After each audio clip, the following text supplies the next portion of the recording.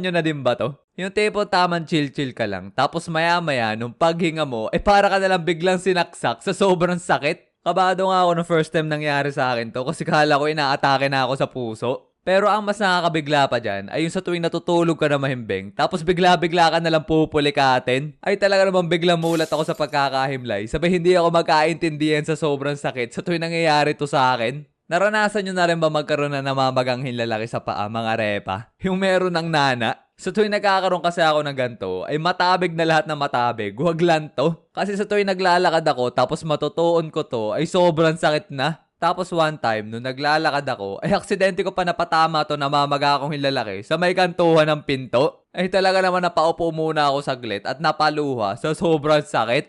Naranasan nyo na rin ba sumakay sa tricycle? Tapos dito kayo pinapaupo ng driver? Pag ganyan ay wag. Wag mo nang subukan. Autopass ako dati pag ganyan. Yain ang malit, wag lang mabasag ang balls ko. Nadala na kasi ako dati nung dyan ako pinaupo sa part na yan, nung tricycle driver. Tapos doon sa part na yun ng tricycle ay siksikan pa kami. Kaya ang nangyari ay saktong-sakto yung upo ko dun sa may bakal at hindi ko ma-adjust yung aking upo. Ay para naman ako tinotorture ng mga oras na yon sa sobrang sakit. Di ko nga alam kung may lihim na galit sa akin yung tricycle driver nun. Kasi ang ginawa ba naman ay nareibas yung humps.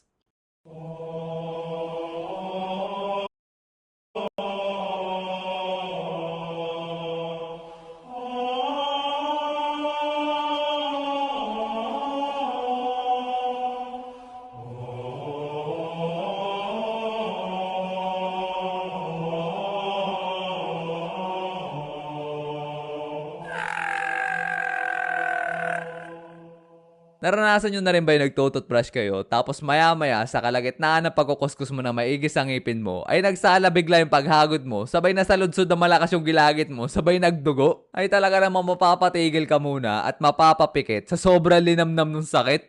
Naranasan nyo na rin ba na magdagasa sabay una likod? One time kasi nung bata pa ako ay naglalaro ako ng soccer. Tapos nung tatadyakan ko sana yung bola ay nagsala yung sipa ko sabay naapakan ko yung bola kaya nagdagasa ako una likod. Ay talaga namang hindi ako makahinga. Lahat na yata ng hangin sa katawan ko ay lumabas na at inat din ako kasi sobrang sakit.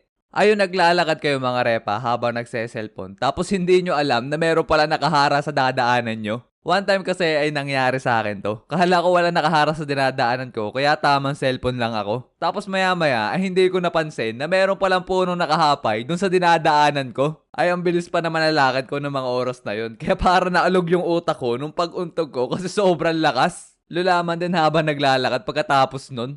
Naranasan nyo na rin ba yung nagpiprito kayo tapos magtatalsikan yung mantika? Ay pehadong matakbo kahit masun ka pag ito ang nagtalsikan. One time nga ay parang nagkaroon ng fireworks nung nagprito ako ng tilapia. Ay paso-pasuman din yung kamay ko nung nangyari yon. Kaya lesson learned, wag magpiprito ng isda sa malakas na apoy.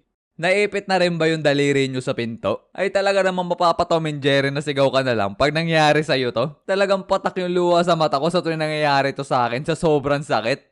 Ay yung nainom o nakain kayo ng malamig na pagkain mga repa. Naranasan nyo na rin ba yung sa pagmamadali nyo kumain o uminom ay nananakit na yung ulo nyo sa sobrang lamig? Kung di nyo pa ito nararanasan ay wag nyo nang subukan kasi talaga namang sobrang sakit na ito sa ulo. Kasi hindi lang ulo mo dito mananakit, pati ngipin kasi mangingilo ka sa sobrang lamig. Naranasan nyo